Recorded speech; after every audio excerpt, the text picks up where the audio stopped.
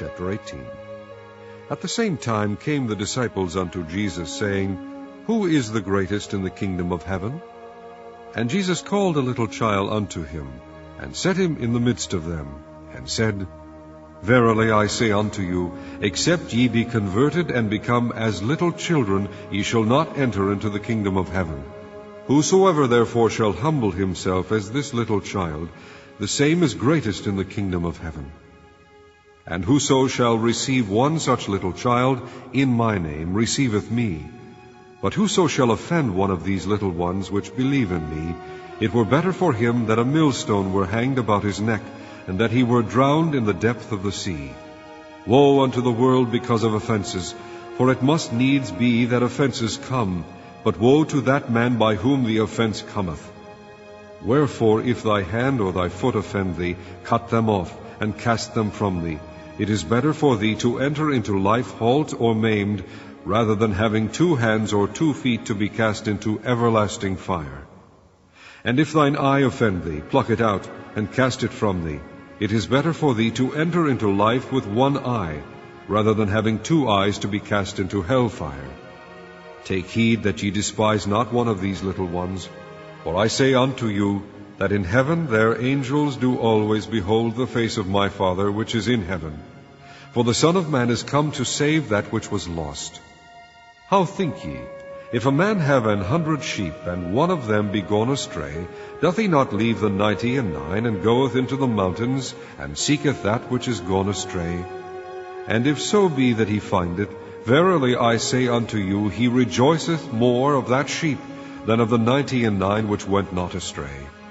Even so it is not the will of your Father which is in heaven, that one of these little ones should perish. Moreover, if thy brother shall trespass against thee, go and tell him his fault between thee and him alone. If he shall hear thee, thou hast gained thy brother. But if he will not hear thee, then take with thee 1 or 2 more, that in the mouth of 2 or 3 witnesses every word may be established. And if he shall neglect to hear them, tell it unto the church. But if he neglect to hear the church, let him be unto thee as an heathen man and a publican.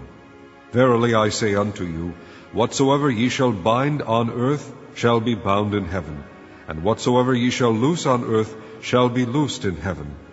Again I say unto you, that if 2 of you shall agree on earth as touching anything that they shall ask, it shall be done for them of my Father which is in heaven. For where 2 or 3 are gathered together in my name, there am I in the midst of them. Then came Peter to him, and said, Lord, how oft shall my brother sin against me, and I forgive him?